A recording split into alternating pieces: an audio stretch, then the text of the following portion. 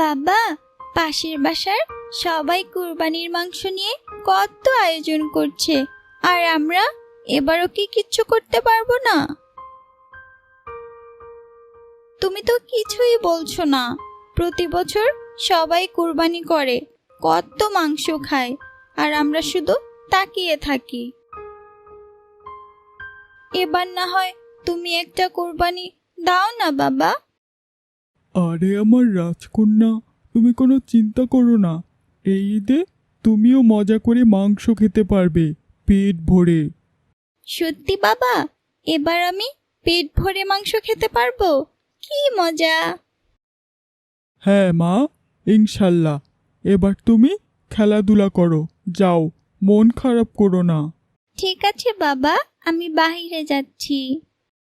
হায় আল্লাহ, ছোট মেয়েটার কত আশা, অথচ আমার হাতে তো এখন কোনো টাকাও নেই।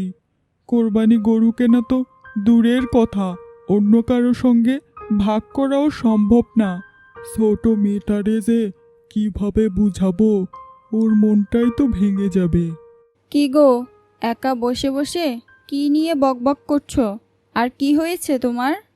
কিছু না গো গিন্নি, পুরনো চিন্তাগুলো নতুন করে ঘুরে ফিরে আসছে। আমি বুঝতে পারছি তুমি কিছু একটা লুকোচ্ছ আমার কাছ থেকে। কয়েকদিন ধরেই দেখছি তুমি খুব চুপচাপ, আর তোমার মনটা সবসময় খারাপ থাকে। কি হয়েছে আমাকে বলো। টুকটুকি কদিন ধরেই কোরবানির কথা বলছে, সবার ঘরে গরু আসছে, আনন্দ হচ্ছে, ওর মুখেও সেই আনন্দের আশা দেখি। কিন্তু আমি জানি ওসব দেওয়ার মতো সামর্থ্য আমার নেই। জন্মের পর থেকে তো আমাদের বাড়িতে কোনো কোরবানির গন্ধও আসেনি। হ্যাঁ, তুমি ঠিকই বলেছ। আমিও এই কথা কয়েকদিন ধরে শুনছি। মেয়েটা ছোট, কিন্তু ওর কষ্টটা আমি বুঝি। ঈদের দিন সবার বাড়িতে যখন হইচই হয়, তখন মেয়েটা আমার চুপচাপ ঘরে বসে থাকে। ওরও তো ইচ্ছা করে আনন্দ করতে। কি আর করার বলো, আত্মীয় স্বজন যারা ছিল সবাই তো আমাদেরকে পর করে দিয়েছে। আমরা গরিব বলে আমাদের খোঁজ খবরও নেয় না। তুমি ঠিকই বলেছ গিন্নি, এই সমাজে যার টাকা আছে তারই মূল্য বেশি। আমাদের মতো গরিবের মূল্য কারো কাছেই নেই। যাই হোক গিন্নি, আমার আর ভালো লাগছে না। আমি একটু বাহিরে যাই, দেখি কোনো ব্যবস্থা করা যায় কি না। মেয়েটা আমার যখন খেতে চেয়েছে, তখন তো আমার কোনো না কোনো ব্যবস্থা করতেই হবে। ঘরে বসে চিন্তা করে লাভ নেই। ঠিক আছে, যাও। আরে রহিম ভাই, মুখটা অমন গোমরা কেন? মনে হচ্ছে দুনিয়াদারি আর ভালো লাগছে না। কোথায় যাচ্ছেন এতটা গম্ভীর হয়ে? ভাইরে, মনটা এমনিতেই ভেঙে আছে। গরিবের কপালে বুঝি একটুও সুখ লেখা থাকে না। সবসময় মনে হয় যেন একটা কাঁটা বেঁধে আছে বুকের মধ্যে। এসব বলছো কেন ভাই? কোনো সমস্যা হলে আমাকে বলো, মনটা হালকা হবে। কি আর বলবো ভাই, মেয়েটা আমার বড় হয়ে গেছে। কত ঈদ গেল, কিন্তু আজ পর্যন্ত একটাও কোরবানি গরুর মুখ দেখাতে পারিনি তাকে। শুধু চায় একটু মাংস খাবে, গরু দেখবে। কত ছোট্ট ইচ্ছে, কিন্তু আমার অবস্থা দেখো, দিন দিন খারাপের দিকেই যাচ্ছে। ঋণের পাহাড় মাথায়, সংসার কোনো মতে টানছি। এই বাস্তবতায় কোরবানি তো স্বপ্নই রয়ে যায়। বুঝি ভাই, মেয়ের ছোট ইচ্ছেগুলো পূরণ করতে না পারার কষ্টটা কতটা গভীর, সেটা আমি তোমার চোখ দেখেই বুঝতে পারছি। কিন্তু তাই বলে এভাবে ভেঙে পড়লে চলবে না। কষ্টটা শুধু নিজের না ভাই, মেয়েটার সেই নিষ্পাপ চোখের দিকে তাকাতে পারি না। শুধু জিজ্ঞাসা করে, বাবা এবার কি কোরবানি হবে? আর আমি শুধু হেসে দেই, ভেতরে তো ভেঙেই পড়ি। ভাই, তোমার কষ্টটা যে কতটা গভীর বুঝতে পারছি, কিন্তু কি করার বলো? এই সমাজে গরিবের তো কোনো মূল্যই নেই। গরিবের কোনো স্বপ্নই যেন পূরণ হতে চায় না। যাই হোক, হয়তো তুমি গরু কুরবানি দিতে পারবা না, কিন্তু ইচ্ছেটা তো আছে। আর আল্লাহ ইচ্ছেটাকেই দেখে, সামর্থ্যকে না। তুমি ঠিকই বলেছ ভাই, কিন্তু ইচ্ছেতে তো আর ভাত রান্ধা যায় না। তবুও ভাবছি আজ একটু বাহিরে যাই, দেখি না কোনো উপায় হয় কি না। মেয়েটার মুখে যদি সামান্য হাসি ফোটাতে পারি তবেই তো আমার ঈদ। ঠিক আছে, যাও ভাই, দেখো কোনো ব্যবস্থা করতে পারো কি না। আর আমি যদি তোমার জন্য কিছু করতে পারি তাহলে তোমাকে জানাবো। আমি দোয়া করব আল্লাহ যেন তোমার মুখে হাসি ফোটায় আর তোমার মেয়ের চোখে আনন্দ এনে দেয়।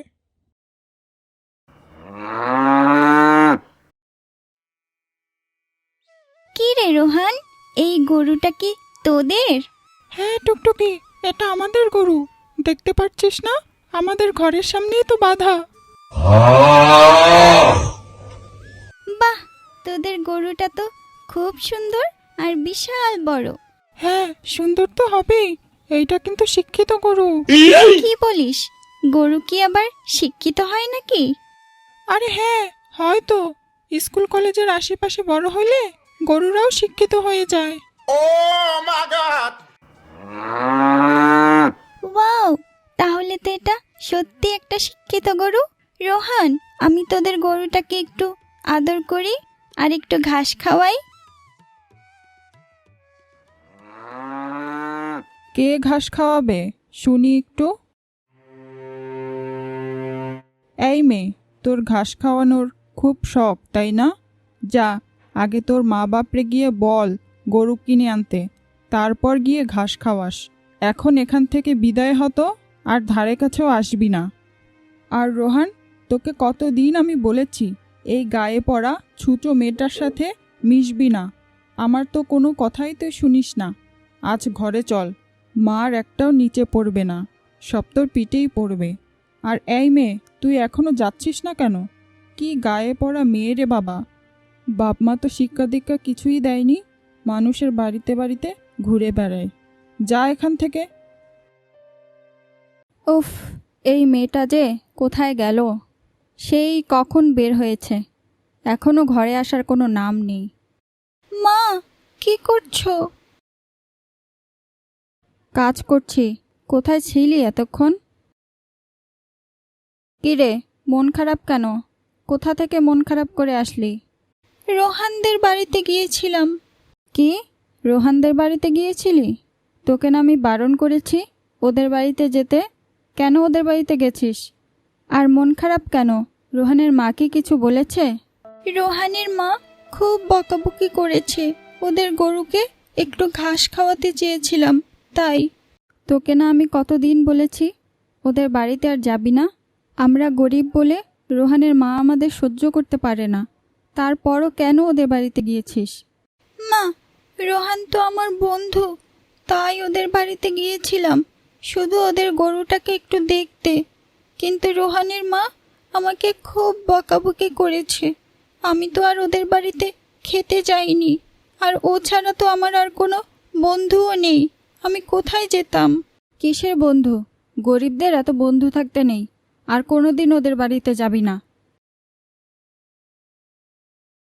টুকটুকির বাপটা সেই সকালবেলা বের হলো, এখনো তো আসলো না। মেয়েটা সেই সন্ধ্যা থেকে বাবার খোঁজ করছিল।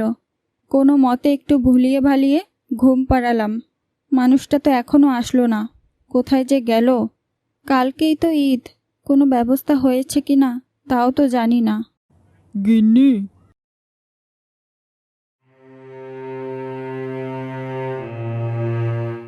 মেয়েটা ঘুমিয়ে পড়েছে? হ্যাঁ, ঘুমিয়েছে কিছুক্ষণ আগেই। সেই সন্ধ্যা থেকে শুধু তোমার খোঁজ করছিল। কোনো রকম ভুলিয়ে বালিয়ে ঘুম পাড়িয়েছি। কোথায় ছিলা সারাদিন?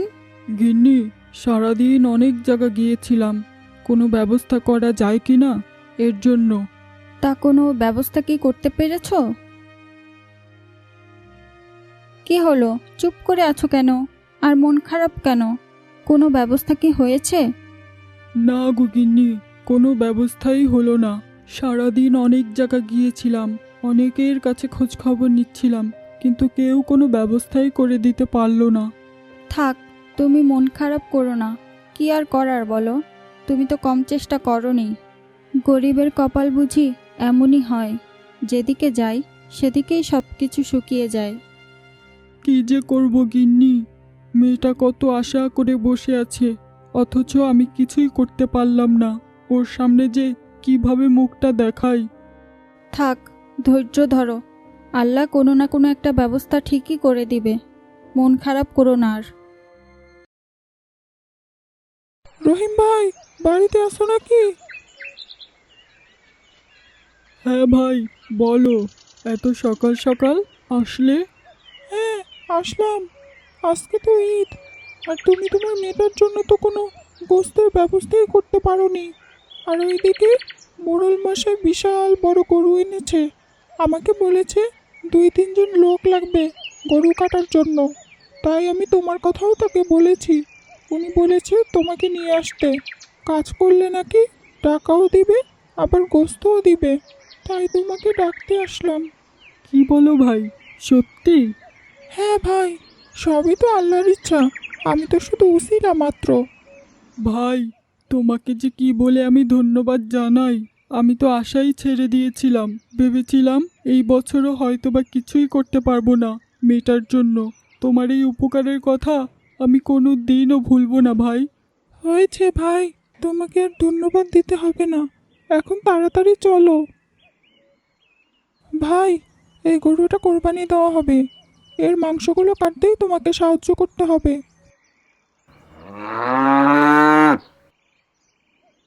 এই, সবাই ধরো ধরো। বিসমিল্লাহির রহমানির রহিম। আল্লাহু আকবার। গিন্নি, কোথায় গেলা? এদিকে আসো তাড়াতাড়ি। হ্যাঁ গো, তুমি আসছো? হ্যাঁ গো, আসছি। এই দেখো, মোড়ল মশাই এক ঝুড়ি গোস্ত দিয়েছে।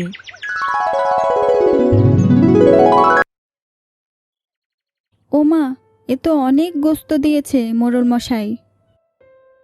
শুধু কি গোস্ত গিন্নি, টাকাও দিয়েছে। ওয়াও, এত গোস্ত! আমি তো আজকে পেট ভরে খেতে পারবো। কি, টাকাও দিয়েছে? যাক, এবার আমার মেয়েটা মন ভরে গোস্ত খেতে পারবে। হ্যাঁ গিন্নি, এইবার আমাদের মেয়েটা মন ভরে খেতে পারবে, তাই না মা? আহা, মেয়ের মুখে এত সুন্দর হাসি দেখলে মনটাই ভরে যায়।